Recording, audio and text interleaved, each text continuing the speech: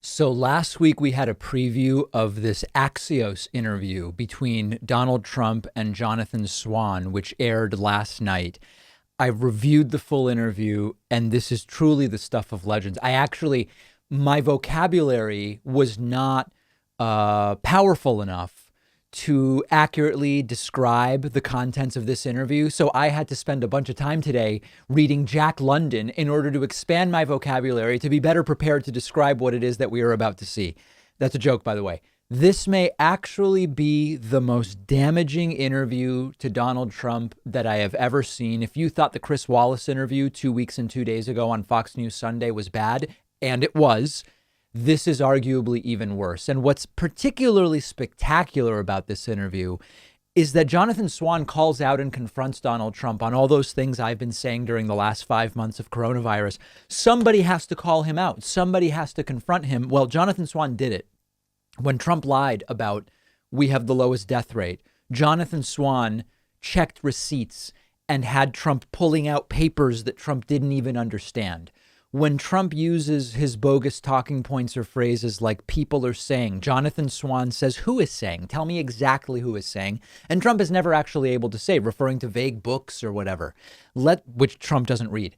Let's look at some of this and we'll talk through it. Here's a series of hilarious fact checks and weird claims from Trump during the vote by mail portion of the interview. And Trump tries to claim that absentee and mail-in are two different things. In this election, Swan says it's the same thing. Trump says vote by mail is new. Swan says it's been around since the Civil War. This is really, really great stuff. We have a new phenomena.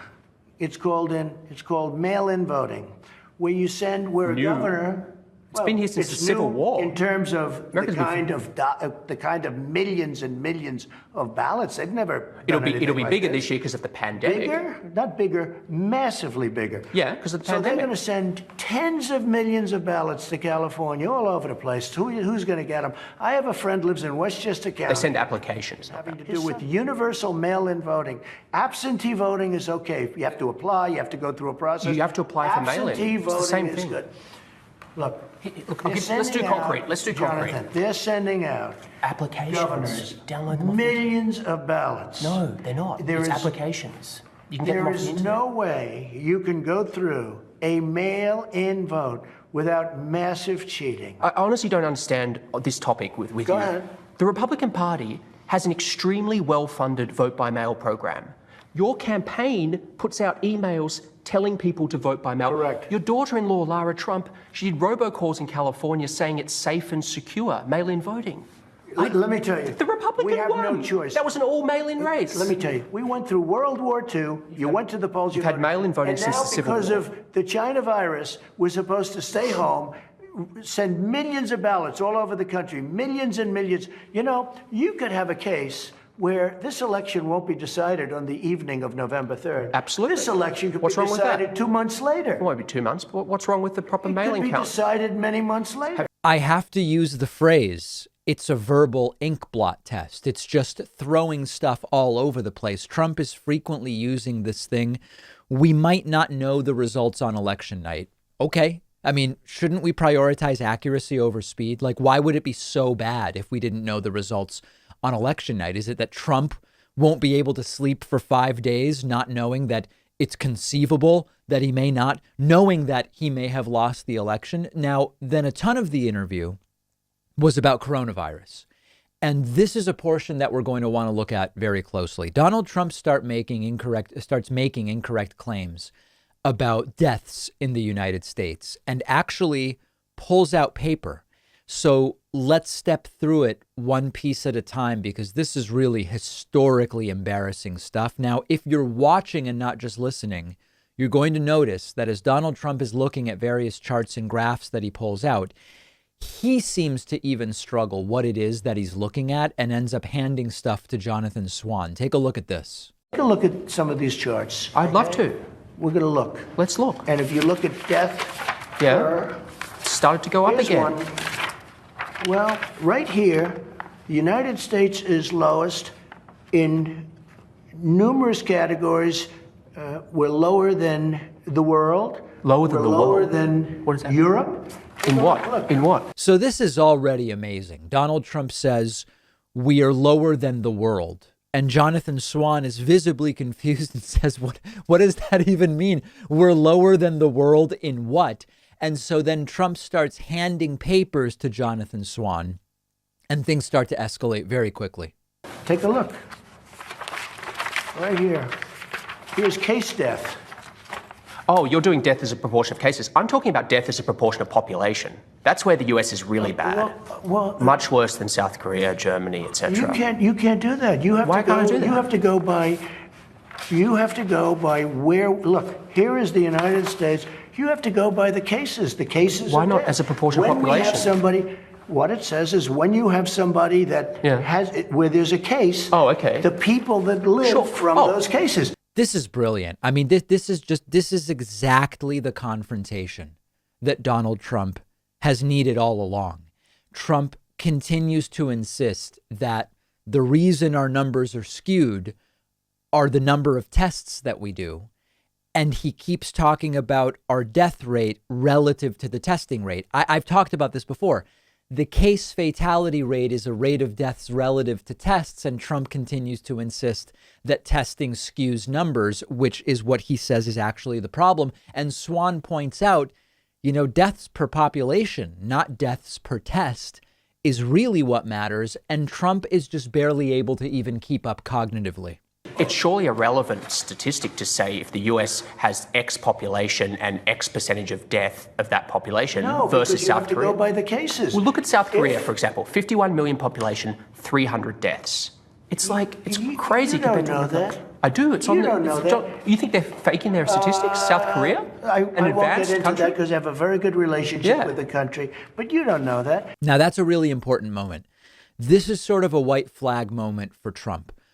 When you can't argue the facts anymore, when you've been beaten on the facts and your arguments, if you can even call them that, fall apart, you call into question whether we can believe anything, whether we can know anything. Like, this is a complete white flag because it stops the conversation. It's actually a really common crutch. It's a basic epistemological question that, in a sense, we can always ask, right? You can always turn to, how do we know anything?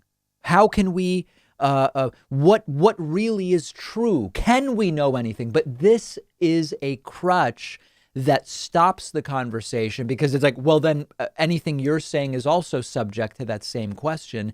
It is a white flag when it is an interview about facts. At any point you want, you can always say, how do we know any fact is true? Okay, but that's not really where you go if the facts are on your side and if you're able to coherently put together an argument. And Trump then goes back to holding up pieces of paper that even he doesn't understand and just continues handing them to the interviewer. And they have spikes. Look, here's Germany one. low, 9,000. Here's one right here, United States. You take the number of cases. Okay. Now look, we're last, meaning we're first. Last? I don't know what we're first in. As a what? Take a look. Okay. Again, it's cases. Okay. And we have cases...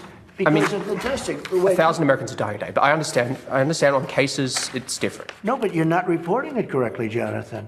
I think I am, but... If you take a look at this other chart, look, this is our testing, I believe. This is the testing, Yeah, we do more tests. No, wait a minute. Well, don't we get credit for that? And because we do more tests, we have more cases. In other words, we test more, we have... Now, take a look. The top one, that's a good thing, not a bad thing. The top, Jonathan. If hospital rates were going down and deaths were going down, I'd say terrific. You deserve to be praised for testing, but they're all going up. They very rarely talk... 60,000 Americans are in hospital. If you watch the news or read the papers, they usually talk about new cases, new cases, new cases. I'm talking about death. Well, you look at death. Going up. Death is way down from where it was. It's 1,000 a day. It was 2,500. It went down to 500. Now it's going up again. The scariest part about this is that under the most basic questioning, like, these are simple pushbacks from Jonathan Swan. These aren't gotchas.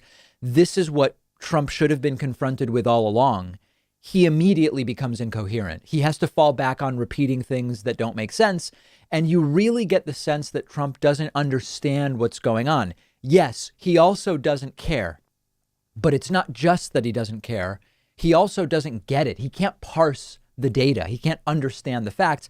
And here Trump is confronted about his constant refrain that coronavirus is, quote, under control, when it's very clearly completely out of control. And take a look at Donald Trump's response.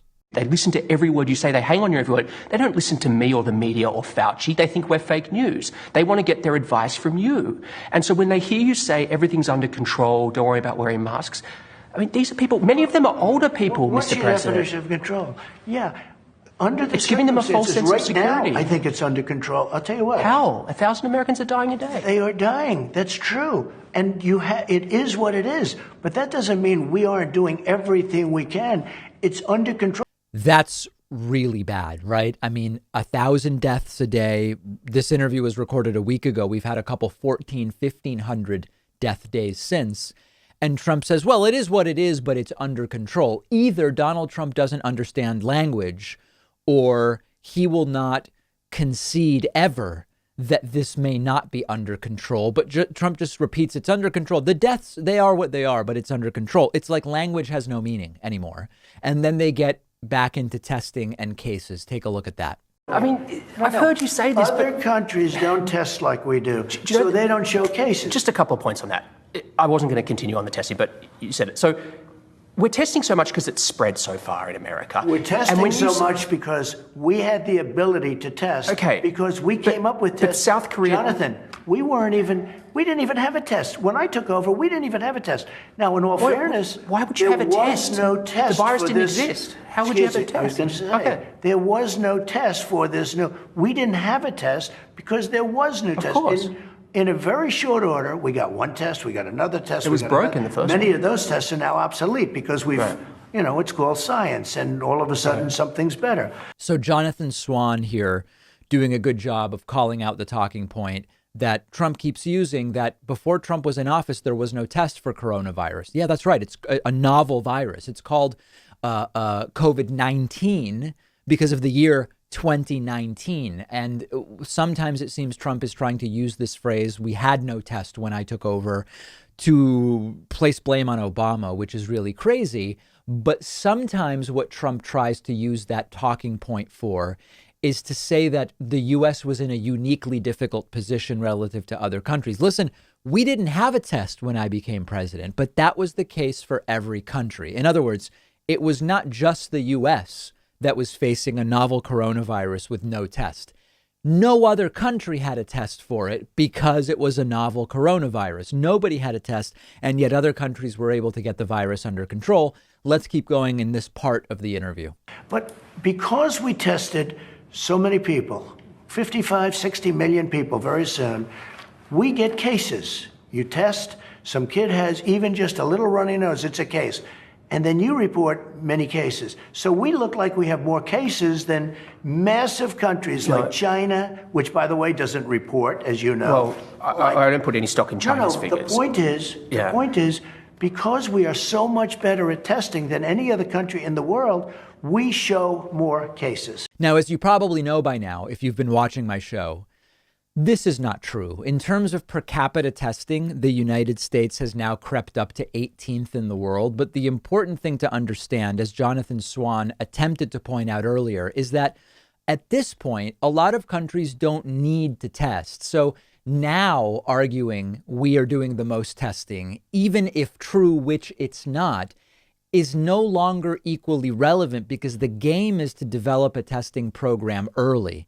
There are many countries now that the U.S. is passing in tests per capita over time because those countries don't have people with symptoms. They don't have people to test because they have so few cases. Early on, remember when we were 50th, 55th in testing per capita, that was the time to be testing to suppress the spread of the virus.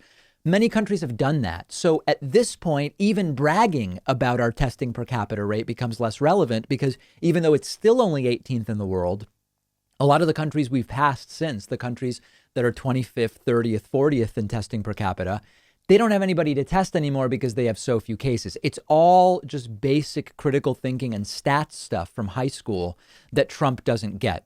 Now, at one point, Donald Trump was asked about the recent passing of Congressman John Lewis, a civil rights hero, who Trump barely acknowledged previously. And check out what Donald Trump says, immediately making it all about him.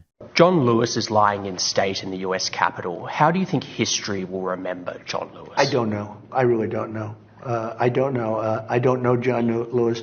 He chose not to come to my inauguration. He chose. I never met John Lewis, actually. I don't believe. Do you find him impressive?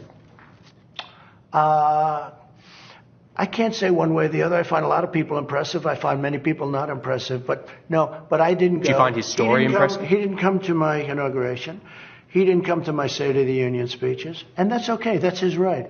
And again, nobody has done more for black Americans than I have. I understand. He should have come. I think he made a big mistake. But taking your relationship with him out of it, do you find his story impressive, what he's done for this country? He was a person that devoted a lot of energy and a lot of heart to civil rights, but there were many others also. I don't know him. He didn't come to my inauguration, he says twice. And I am the savior of black people is what Donald Trump manages to turn that into. Trump cannot comment on anything outside of his own relationship to the person or the event or the material in question. And Trump doesn't all lives matter here. This is equivalent to all lives matter. Trump is asked about John Lewis's contributions to civil rights. And Trump says lots of people contributed to civil rights. That is, again, like, well, we're talking here about the victims of the Boston Marathon. Well, but people also died in 9/11. Okay. What? Black lives matter. Well, all lives matter. Okay. Yeah, but we're talking about black lives right now. What about John Lewis, who just passed away's contributions to civil rights? Many people worked on civil rights. Sick. Really, really sick. And then here's our sort of dessert, our denouement. Trump once again wishing well to a serial accused child sex trafficker, Ghislaine Maxwell. Nice way to cap off the interview. All over the country. Mr. President, the other day a reporter asked you about Ghislaine Maxwell. You said, quote, "I just wish her well, frankly. I've met her numerous times over the years, especially since I lived in Palm Beach, but I wish her well, whatever it is." Mr. President, Ghislaine Maxwell has been arrested on allegations of child sex trafficking. Why would you wish such a person well? I don't know that, but I do know that. She has. She's been arrested for that. You know that. Her friend or boyfriend, Epstein, was either killed or committed suicide in jail. She's now in jail. Yeah, I wish her well. I'd wish you well. I'd wish a lot of people well. Good luck. Let them prove somebody was guilty. I mean, do you know that so you're saying you hope she doesn't die in jail? Is that what you mean by wish her well? Her boyfriend died in jail, and people are still trying to figure out, how did it happen? Was it suicide? Was he killed? And I do wish her well. I'm not looking for anything bad for her. I'm not looking bad for anybody. And they took that and she's a alleged child sex trafficker. Big deal.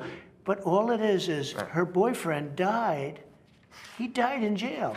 Was he killed? Was it suicide? I do. I wish her well. Famous last words, maybe, from Donald Trump. I have never seen anything like this. I thought 16 days ago that the Fox News Chris Wallace interview was rock bottom as far as interviews are concerned. No, this is far, far worse.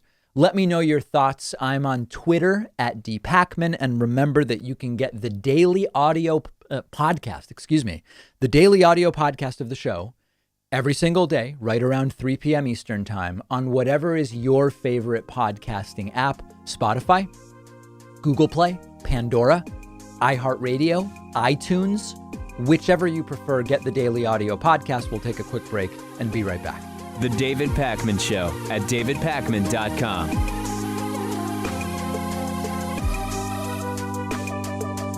The David Pakman Show depends on your support, and the easiest way is through membership, which includes the world-famous bonus show, as well as commercial-free audio and video streams of the show just for members. Sign up today at joinpakman.com. Coupon code saves you 40%. Vote soon 18.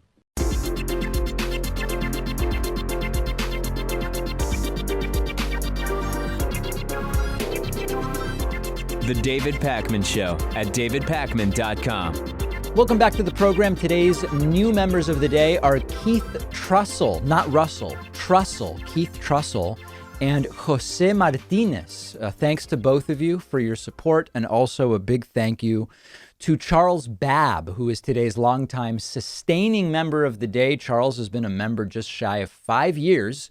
You can grab a membership at joinpakman.com.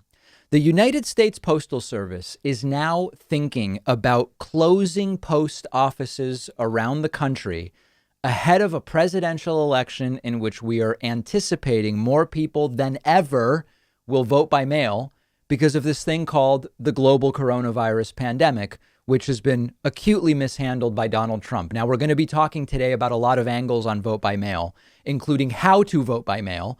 But this is, I think, where it makes sense to start. We knew when it looked like vote by mail was going to be a big deal this November, that the post office was going to be a target. And part of the reason why is Republicans love going after the post office, even when there's not a pandemic and when people are not particularly planning to vote by mail. Trump loves talking about how the post office is inefficient.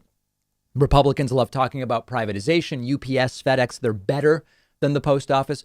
The post office is kind of a perfect target for people like Donald Trump and many Republicans, because you can talk about privatizing while shrinking government, while attacking government inefficiency and saying stuff like, if the post office can't even get it right, how could we possibly have the government handle health care? That's often the way they like to talk about it.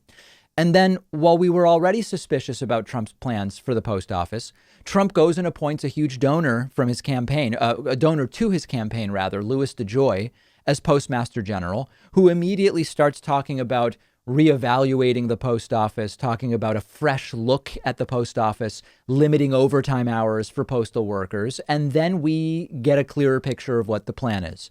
We've now heard from Democratic Senator Joe Manchin of West Virginia that he has been receiving letters that there are plans for closures of post offices in the state of West Virginia, which may just be the very beginning of this strategy.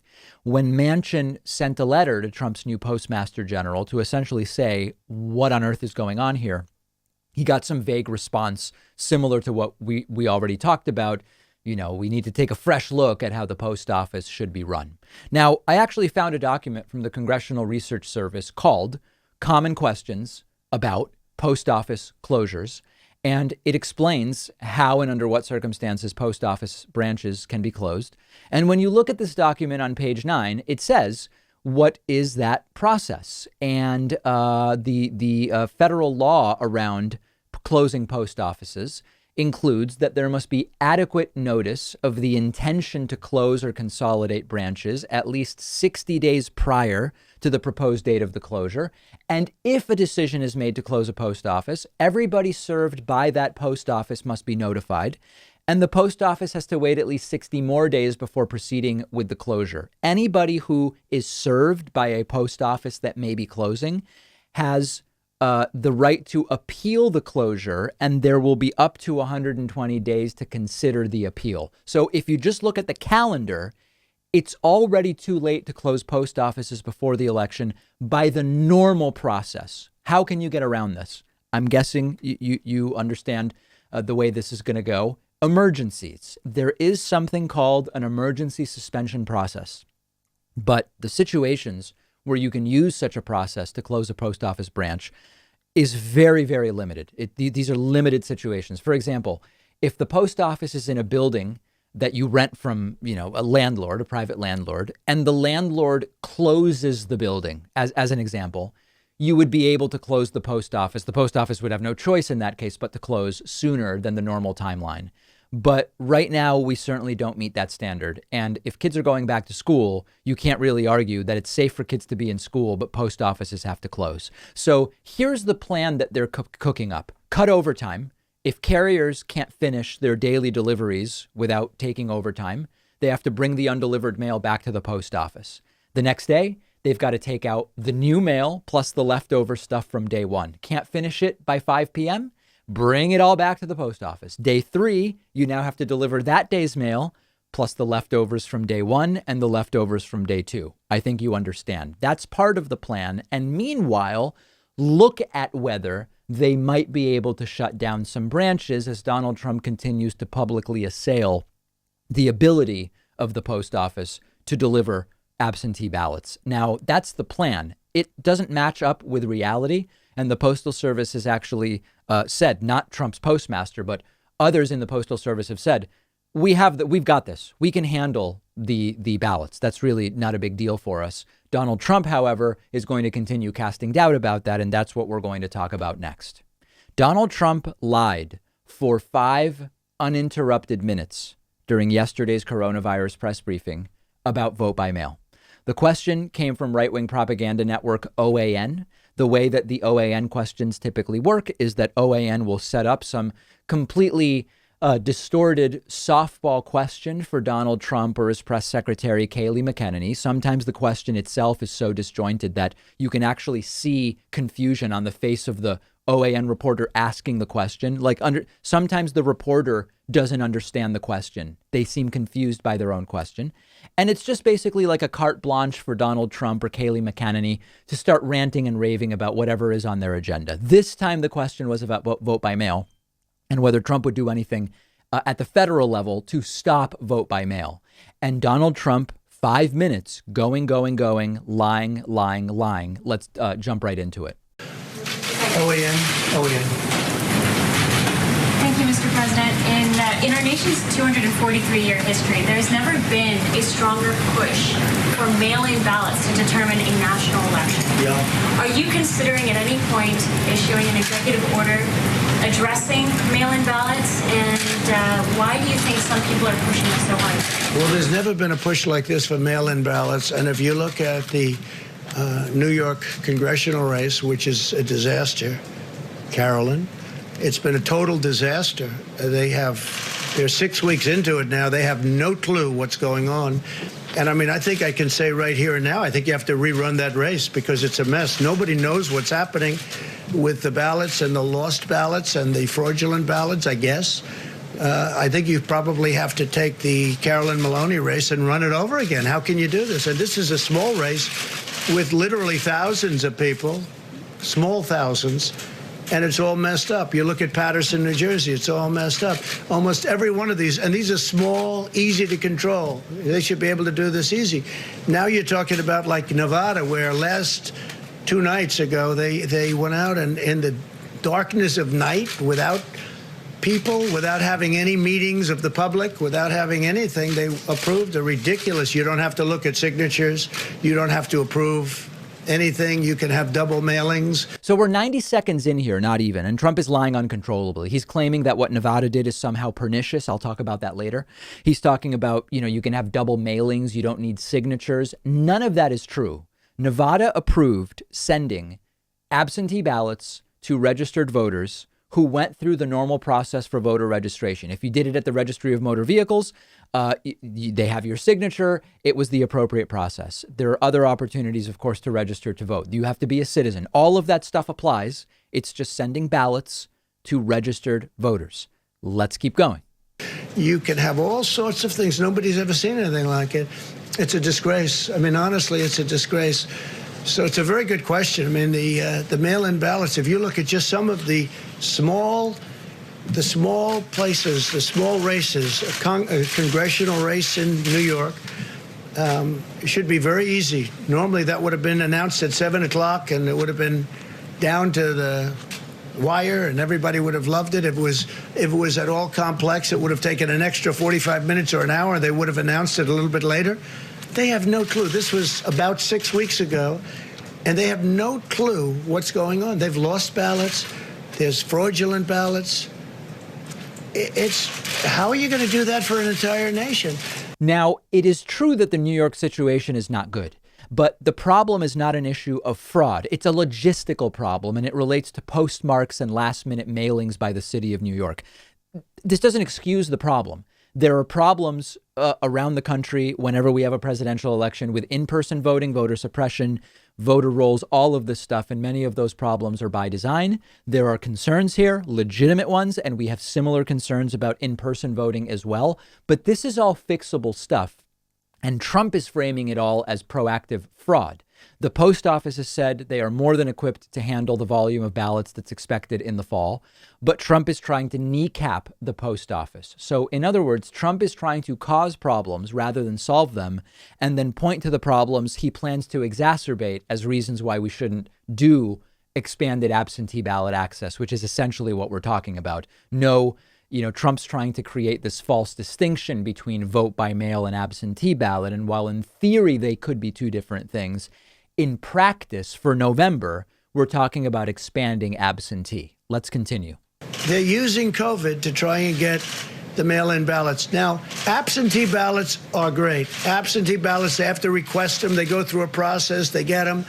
But the universal mail-in ballots have turned out to be a disaster. And what Nevada has been doing, if you look over the last few days, you have to look at what they've done. You can have 2 ballots. You can harvest. It's harvesting. So you can take thousands of ballots, put them together, and just dump them down on somebody's desk after a certain period of time. They have something where if you vote, the vote can count up to 7 days later. Well, if the vote's going to count 7 days later, that means if it depends on the one state like Nevada, that would mean simply that you can't have, supposing it's down to that one state, it could be, it's a great state, but supposing it's down to that one state, that means you have to wait 7 days. Again, absentee versus vote by mail.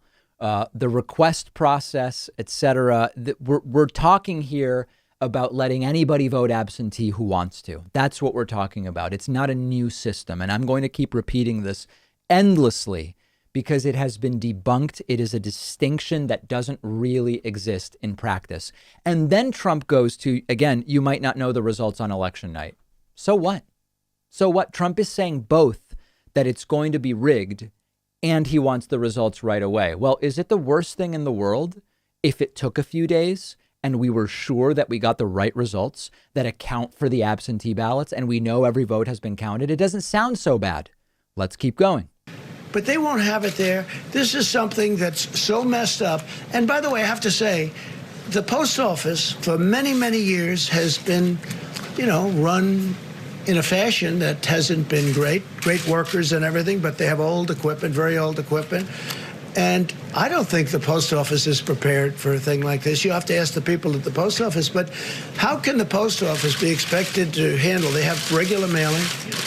And then now on top of that, they have the internet where you have Amazon and these companies doing, all the buying. Instead of going to a department store, they go buy through mail.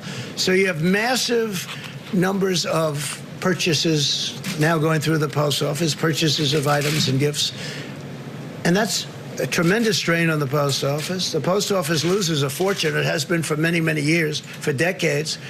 So now on top of it, it has this. And the Amazons of the world and the others, they pay very, very little money. They lose money on the post office loses money, which is ridiculous, on every package it delivers. But now on top of that, and I'm not just referring to Amazon, I'm talking about all of the competitors, if there is such a thing to Amazon. There will be. So while he's weighing in on e-commerce trends there, Donald Trump also throws in that the post office couldn't handle the volume of mail-in votes. Again, the post office has said we can handle it just fine. They've put out a statement saying so, but Donald Trump wants to prevent them from being able to handle it by cutting their funding, which is what his new postmaster general seems determined to do, Louis DeJoy, who is a Trump donor.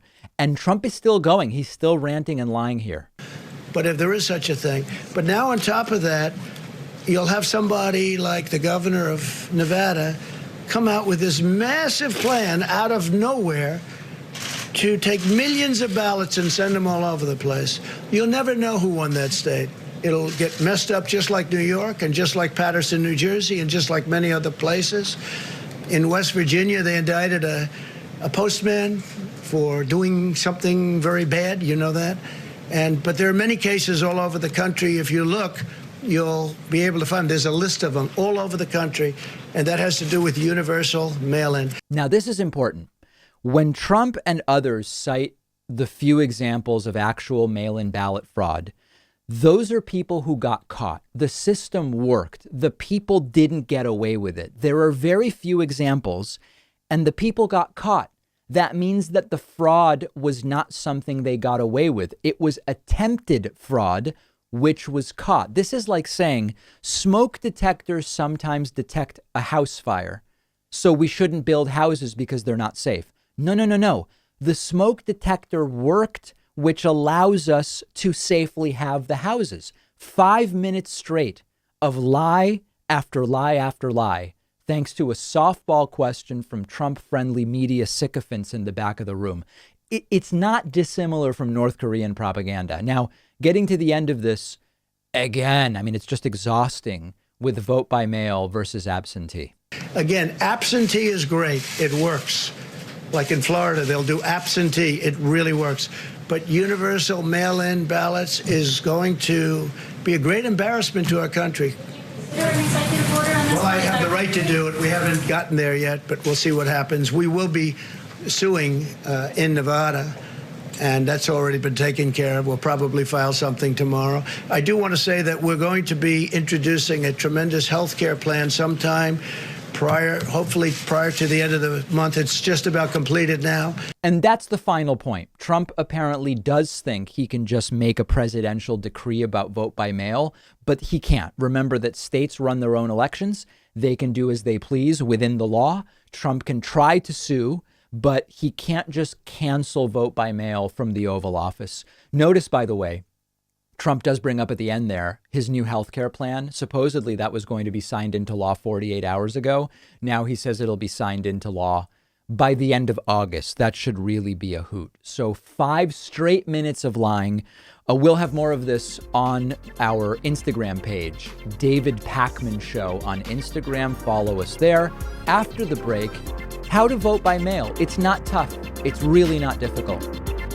The David Pakman Show at davidpakman.com.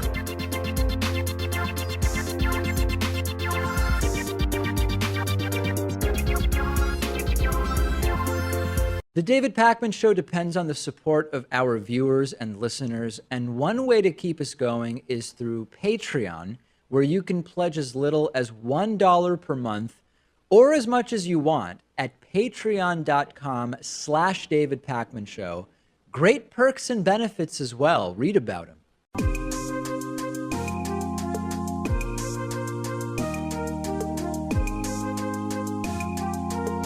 Welcome back to the David Pakman Show. Okay, so I'm sure by now you all know what's going on with voting in November. We should vote. The act of voting itself, whether you vote in person or not, has become highly politicized. My take is everybody should vote. You have the opportunity to participate in deciding who's going to lead our country. I'm not just talking about Trump versus Biden. I'm talking about the local level. I'm talking about the state level. And you should exercise that right, and you should have a say. So people have written to me and they've said, David, with all of this confusion about absentee versus vote by mail, please explain how to vote by mail. So first of all, what we're talking about for November is expanded absentee ballot access, or you might call it in some states, universal absentee voting. In states that have decided to send ballots out, they go only to registered voters. They don't go to undocumented immigrants. They don't go to children. Do not fall for those talking points.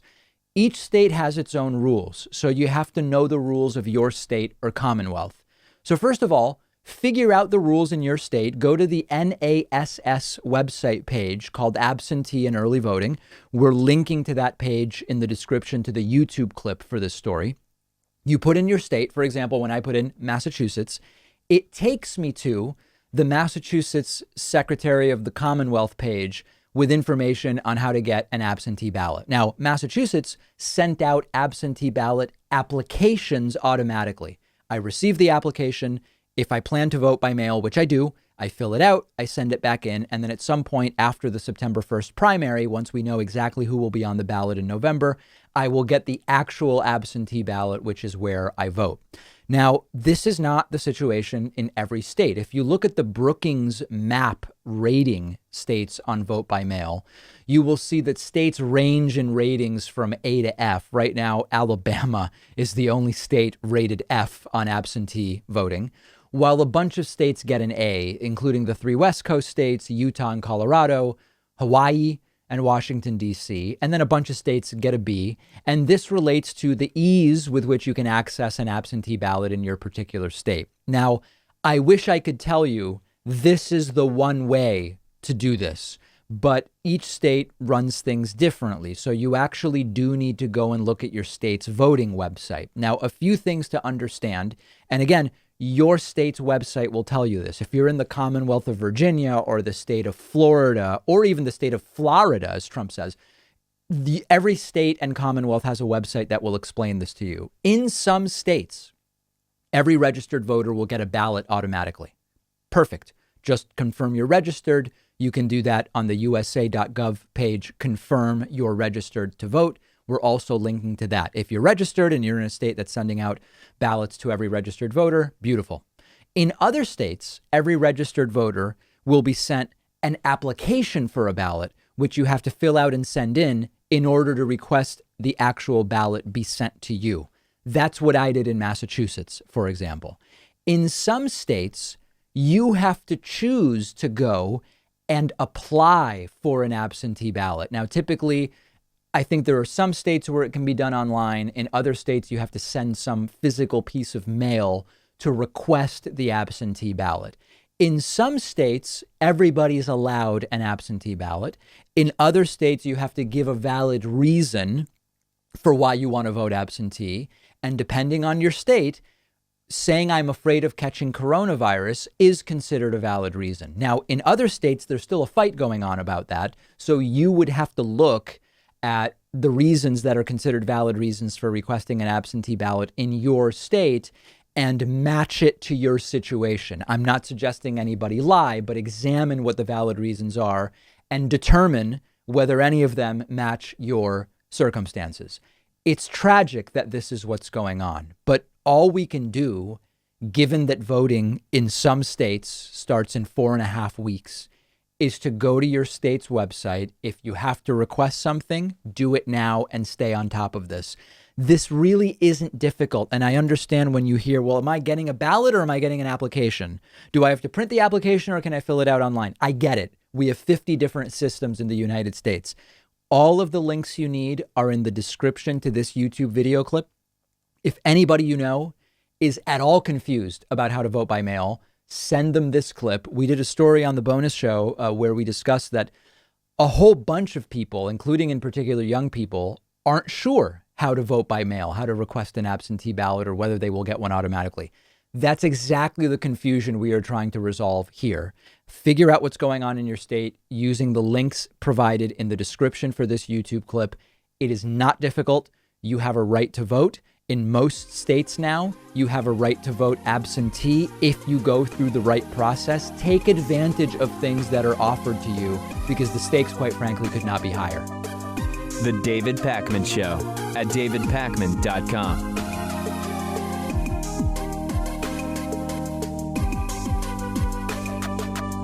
Whether you're looking for David Pakman Show coffee for your Chemex or French press or a David Pakman Show t-shirt, it's all available on our website, shipping to anywhere in the world at davidpakman.com/gear. Don't miss the bumper stickers too. davidpakman.com/gear. The David Pakman Show at davidpakman.com. So the state of Nevada did something very important yesterday. And after they did it, Donald Trump absolutely exploded in another one of these fits of rage. What Nevada did is they approved sending every registered voter an absentee ballot. Rather than sending out applications, which have to be returned in order to get an absentee ballot, instead of saying simply, if you want an absentee ballot, you have to print and send us the absentee ballot application. They had approved by the state legislature and expected to be signed into law by the Democratic governor, a bill which will say, if you're a registered voter, we will send you a ballot. Donald Trump immediately took to Twitter to furiously say, quote, in an illegal late night coup, Nevada's clubhouse governor made it impossible for Republicans to win the state. Post office could never handle the traffic of mail-in votes without preparation. Using COVID to steal the state. See you in capital C court. Now, it's actually a linguistic feat that Donald Trump has accomplished, squeezing so many lies and distortions into such a small number of characters.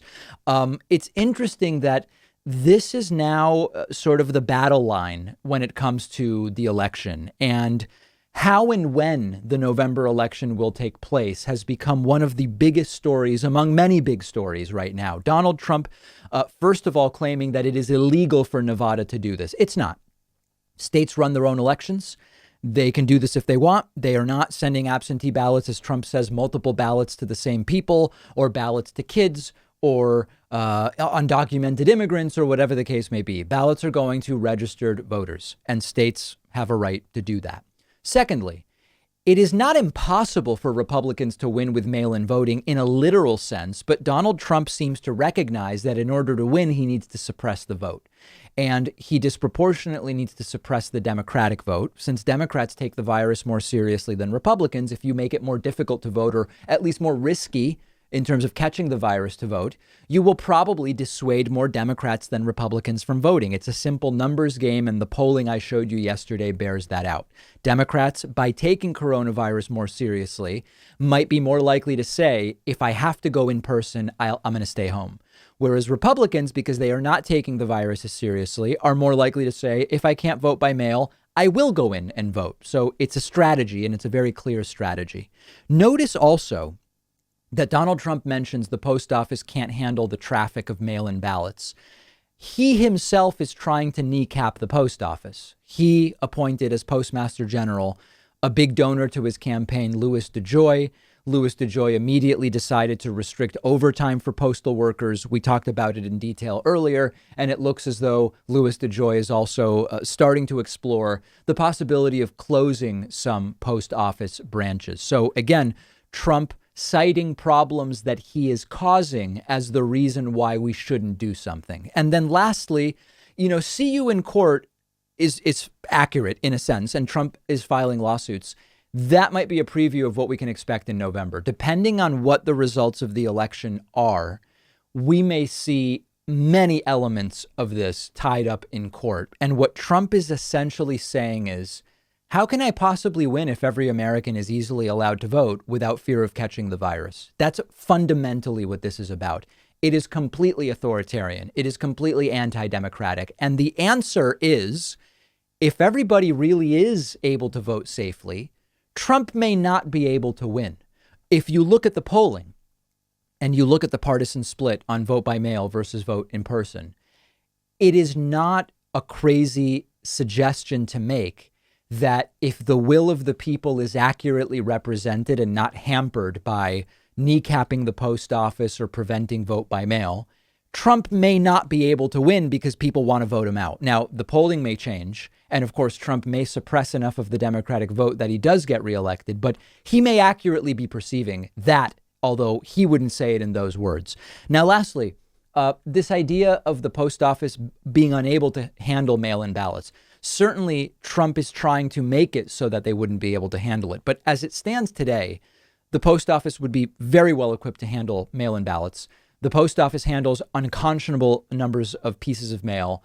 And as long as we don't deliberately destroy the post office, which is what Trump is trying to do, the post office will have no problem handling mail. So fundamentally, this comes down to what is one of the few strategies Trump now has to take control of the election. I told you about that poll yesterday, which showed 2/3 of those planning to vote in person are Trump supporters, whereas 75% of those planning to vote by mail are Biden supporters. That is the data which explains why Trump is so furiously against vote by mail. Trump's strategy is not to be a good president so people want to vote for him. That opportunity has sadly come and gone. The strategy is suppress the vote while kneecapping the post office, try to prevent vote by mail in order to try to sneak into another 4 years in office. We can't allow it to happen, but we need to vote in order to prevent it. Okay, let's now go back to the delay of the election idea that was floated. Months ago, Joe Biden said that he believed Donald Trump was going to try to create some kind of emergency as a pretext to delay the election. And a whole bunch of people said, oh, Joe Biden's crazy. Trump's not going to do that. And then last week, Donald Trump floated the idea on Twitter of delaying the election and has since insisted at every opportunity that this is going to be a rigged, phony election. A top Democratic congressman in the House now specifically says that Donald Trump is going to use emergency powers to remain in the White House if he loses the election. So this idea is not about delaying the election. It's about declaring an emergency if he loses to not vacate the White House. Now, I'm talking here about House Majority Whip Congressman James Clyburn. This is probably the strongest reaction from an actual federal lawmaker so far, saying Trump's idea is to put a cloud over the election and then use some kind of an emergency to justify staying in the Oval Office. Here is Congressman Clyburn himself on CNN Sunday. Do you really think Donald Trump is comparable to Adolf Hitler? What I said started about 2.5, maybe 3 years ago after one of his State of the Unions, that I feel very strongly that this man has taken on a strong arm tactics. And I feel very strongly that he is Mussolini, Putin is Hitler. I said that back then, and I believe that. I believe very strongly that this guy never had any idea about being one to peacefully transfer power. I don't think he plans to leave the White House. He doesn't plan to have fair and unfettered elections. I believe that he plans to install himself in some kind of emergency way to continue to hold on to office. And that's why the American people had better wake up. Now, you know, there are people who are not particularly pleased with Clyburn, especially because he's mentioning, you know, Mussolini and Hitler in the same breath as Trump. For me, what's lacking is a more detailed explanation about how exactly Trump plans to do it. And so absent a specific plan, I still don't see this as something that Donald Trump could actually get away with. But understand that this is a different idea than delaying the election. Delaying the election is what Trump floated last week. The idea here is Trump loses, but then uses some kind of emergency declaration to try to stay in power. So a few different things. Number one, even Republicans are saying all of these ideas are bogus. Marco Rubio saying, you know, Trump can suggest delaying the election, but that's not what's going to happen. I think that there's actually a point where the idea of debating this is arguably the problem. And let me explain to you what I mean. When you bring on experts, politicians, whoever, to argue about, can Trump delay the election? Could he use an emergency to stay in power or whatever? You are legitimizing the idea of this as a concept. And what I mean by that is the real newsworthiness of this story is the wildly authoritarian, completely unhinged idea of delaying the election. That's what needs to be reported on. When you bring in a member of Congress or a legal expert and say, could Trump do this? Or how could Trump do this? Or is Trump doing this justified? You are creating the notion that there's something to debate here. I do a bit of a different type of show than what you see on corporate media. So I've pointed out Trump can't really do this. States run their own elections. You need at the federal level some kind of decree from the House and Senate, which you're not going to get. But the focus of this story needs to be on corporate media that Donald Trump is alluding to something completely authoritarian and dictatorial. It is the idea of something that despots do. And normalizing this idea of a delay or staying in power is almost saying it could be justified. If there is a debate as to whether Trump would have the legal authority to do this, it validates what should be a completely, immediately dismissed authoritarian idea. That's my concern about some of these types of segments. So I'm curious to hear from you about that. Let me know what you think. We have a voicemail number, which is 2192-DAVID-P. Here is a voicemail I received about potential Trump versus Biden debates. Let's take a listen. Hey, David, this is Aristotle from Modesto, California. I just had a quick question. What do you think about the debates that will be happening with Joe Biden and Donald Trump? Because obviously Joe Biden has empathized that and is also excited to debate Trump. And do you think Joe Biden is going to, maybe sweep the floor with Trump on the debates? Because at this point on the show, you've covered that Trump has been sweaty and just nervous on everything. So do you think Trump's going to be a nervous wreck, and that would that give Joe Biden a advantage? Let me know. And also, I love the show.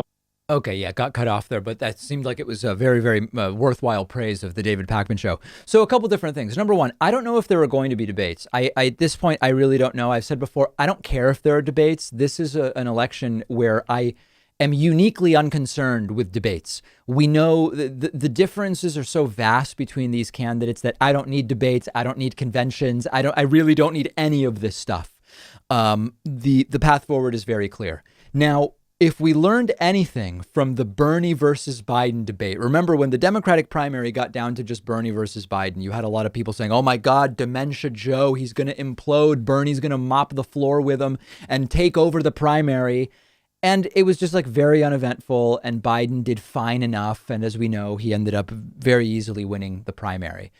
In general, the expectation that debates are going to dramatically turn the race, I think, are overblown expectations. That being said, cognitively, Trump is not where he was 3.5 years ago. And I readily admit that Joe Biden has also slowed down notably over the last 10 years, since he debated Paul Ryan. I guess that was 8 years ago in 2012. Joe Biden also, he's close to 80 years old, and it's a different Joe Biden. I don't have any interest in pretending that's not the case. So there is always the possibility that either of the candidate could do sort of self-inflicted damage due to a poor debate performance. But anybody suggesting that it's clear that the debates are going to be so one-sided that it will destroy one candidate's possibilities, I don't see that as based in fact. And again, I don't know that there are going to be debates. We will hopefully learn specifics about that soon.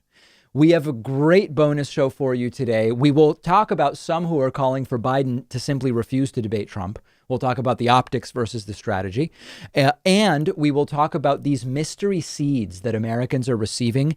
I actually received some of these, and I have a story to tell about this. And we will discuss that and so much more on today's bonus show. 2 ways to get access to the bonus show. Become a member at joinpakman.com or become a patron at patreon.com/David Pakman Show.